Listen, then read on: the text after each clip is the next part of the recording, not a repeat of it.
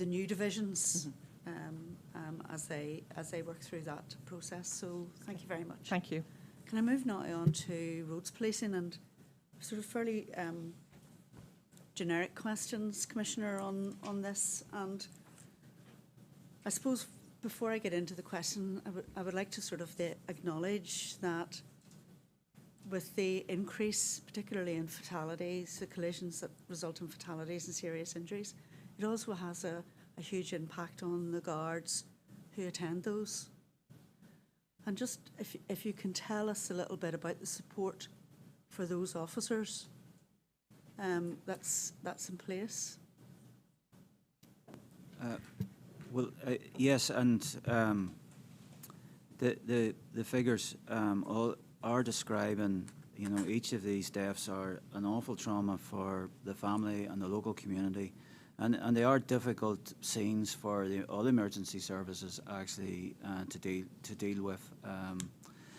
But for ourselves, we have a very advanced support process in place, and it is in place every time in terms of local employee assistance, and then the assistance then from our own occupational health.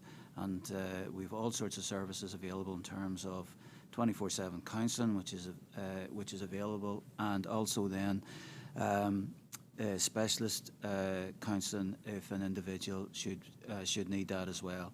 So we put a big emphasis on these traumatic incidents, and also then ongoing welfare support for other individuals who constantly are coming in contact with traumatic incidents. And all of us recognise, and I recognise, the duty on us to make sure we have appropriate support in place for members who are dealing with these most difficult of scenes.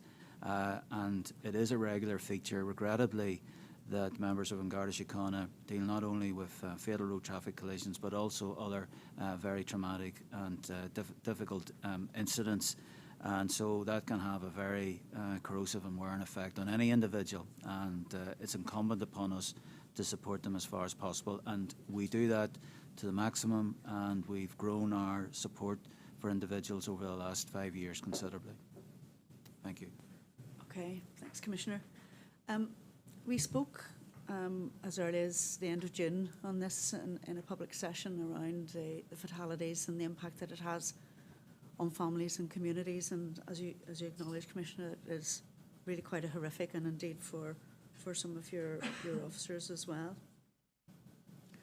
I'd like to touch on the role of the guards in reducing all of that trauma. What do you see as your role? And we know what sort of statutory role that you have in relation to roads policing and stuff, but how do you think, I suppose our question is, what do you plan to do differently that will reduce the fatalities, the collisions, and the impact on families and communities? Well, just briefly for myself, because AC Hillman and I met with the relevant ministers this week, and to answer actually that very question about what's going to happen into the short, medium and longer term in respect to reduce the number of road deaths. And there is a Vision Zero, and we are committed with other organisations, other stakeholders, principally RSA, but others, in terms of the delivery of Vision Zero. Obviously, we have an enforcement role, and that's a big part of our role. There's another very important element of this is around education, and we play our part in that, but there's other individuals and stakeholders who have a very important role there between schools and RSA.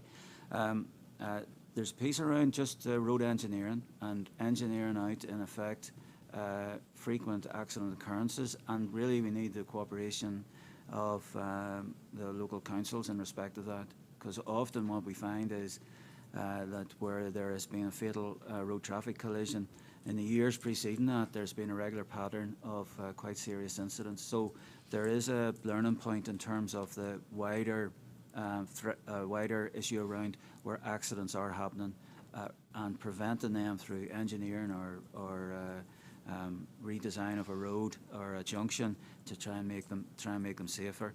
But we recognise that enforcement's very important, and that's visible enforcement. I'd point to the fact that the majority of our fleet now is in the Battenberg design, and that was all around visibility. And also then that we still have dedicated roads policing. We have them in every division, and that they have a specific function in respect of that. But also point to the amount of work that members on their normal patrol work engage in as well, particularly in around the detection of drink and drug driving. But if I might turn to Paula, because there is a set of actions in the short to medium term that we wanted to pursue. Paula, if you could set those out, please.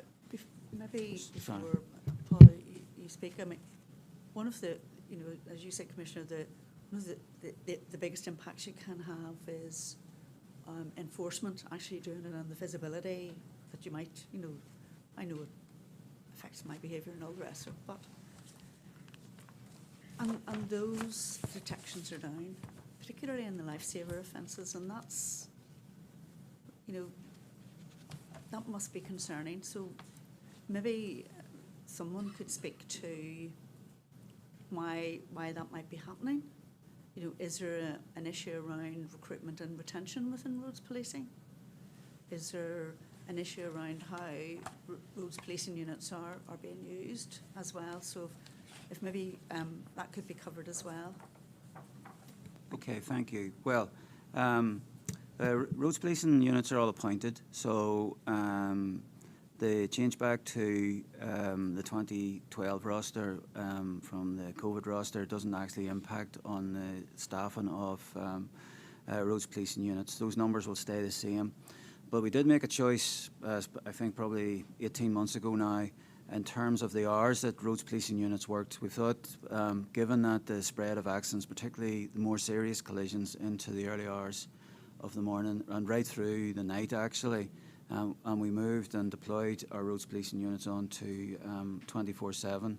But the outturn of that is also then they're on the road when there are far less motorists on the road, and I do think that there's a dip in terms of detections just in respect of the amount of stuff that's happening in front of them. Secondly, I would say, over the time, like more and more people are driving modern cars, all of which have alarms around not wearing your seatbelt, and non-seatbelt use is certainly, I think, reduced as an issue as a consequence just of simple engineering around seatbelt warnings. And then beyond that, then there is a gap, a lacuna in the legislation because people can use their mobile phones attached to their own Bluetooth system, but actually the problem is people driving along with a phone or something else on their, an iPad or whatever on their laptop, watching TikTok or Instagram or whatever it might be. So I think we have to make sure that our legislation is keeping up with driver practice and where we see offences being committed, and making sure that our legislation actually keeps up with the practical behaviours that we're seeing. Thank you. Paula. Yes, and thank you. And perhaps just to add to that as well, I know there has been much coverage about the numbers in roads policing overall, and I think it is important to highlight. Commissioner's already referenced some of that as well, that it is a collaborative approach. Road safety, both our regular members and detectives, our drugs teams as well, do detect roads policing offences. So it is a very much, as community safety is everyone's under everyone's role, so is road safety. And while the roads policing is about 5% of our workforce, so the dedicated roads policing, and while the overall number may be down, actually in some of the regions there's more people in roads policing. So if we look at it in a breakdown by region, Eastern region and Northwest region is one of the regions with the highest road deaths. Their numbers in roads policing have decreased. Where we have seen the decrease, it's in the DMR, but the DMR is the only region where road deaths have decreased as well. So I think we need to look at, what's happening on the roads, where the fatalities are happening, which are on the rural roads, the 80 to 100 kilometre an hour roads. 7 out of every 10 collisions happen on those roads. So I do think Southern Region has a slight decrease, but overall, you know, our commitment, and there are plans in place, and there are lists available for allocation should additional resourcing come to those regions. But I think it is important to show that commitment. In terms of the plans as well, yes, as the Commissioners outlined, we had meetings with the Minister earlier in the week. In terms of our own plans of enforcement, we have already had 3 out of our 4 slow down days. You know, in our last slow down day, and that's a very specific focus on speeding. We detected 862 people in the one day. We have another one planned for October. Monday, we've Superintendent Murphy and the Roads Policing Bureau has just finalised the plan for its national Tyre Awareness Day. So we're going to focus on Monday, and you'll see social media around our guards, both educating and, where appropriate, enforcement around people's tyres. We have multi-agency operations plans between now and mid-October. Mid-October, we'll move into the Halloween plan, and we're already starting to plan for the Christmas and New Year. So in terms of that enforcement, there's very much focus on working alongside my regional assistant commissioner colleagues. And then the second part as well is that the Minister provided additional finance for the safety camera vans. So we have additional deployment of those vans. But again, we have looked at that very much on the where the highest number of fatalities are this year. So the focus initially will be on Tipperary, Galway, Mayo, Meath, Westmeath, Kildare, Cavan, Monaghan and Cork County. So that's where we'll be deploying them.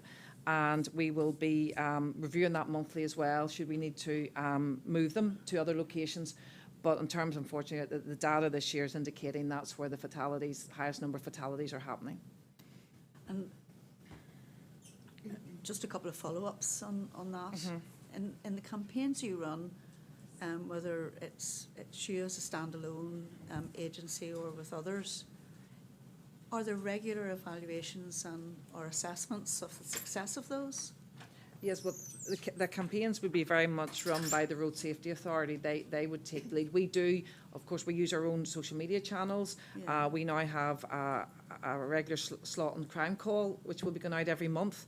And we, like last year, as we did our own #SlowDown campaign, where we encouraged and had many sports people and people in the public eye asking the message for everyone to slow down, but very much, and that was what was covered. Actually, we were also at a Oireachtas committee yesterday, and that's what was covered, that the RSA have an additional €3 million that they're going to commit to campaigns from now and the end of the year, very much focused on the trends, and they would carry out evaluation of those, yes. Well, it'd be interesting to see some of that at some stage. Now, but you did mention the use of data and that sort of information-led operations, and we know from other reports that you've provided earlier this year and last year that you've used that approach to do some quite intensive.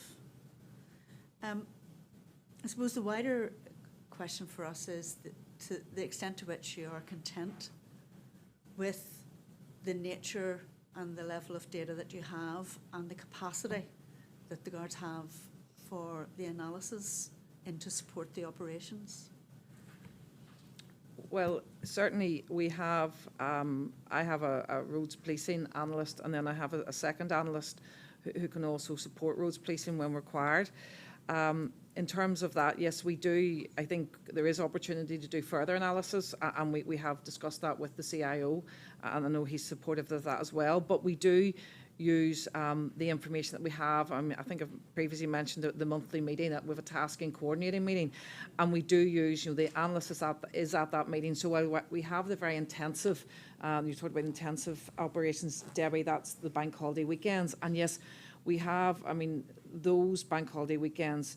The outcomes of those are we have seen reduced deaths over the bank holiday weekends all year.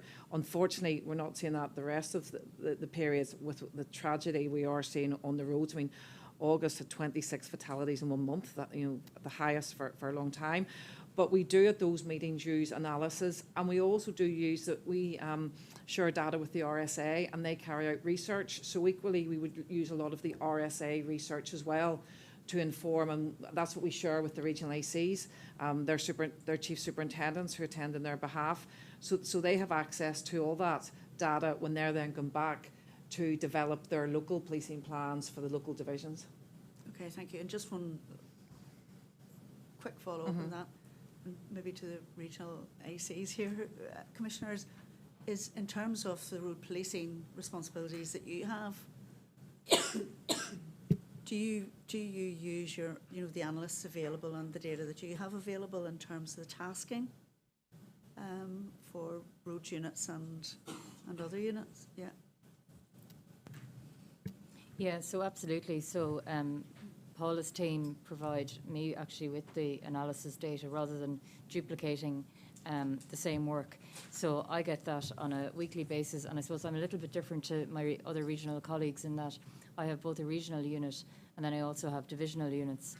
So my regional unit, I have a chief superintendent who coordinates the activities then of what the divisional units do, and that's obviously all based on the analysis of where the activity is most likely to occur, and we look at where collisions have occurred, and then obviously working as well with the council on the issues that the Commissioner has referenced there around engineering maybe that could improve a particular location where collisions are actually happening.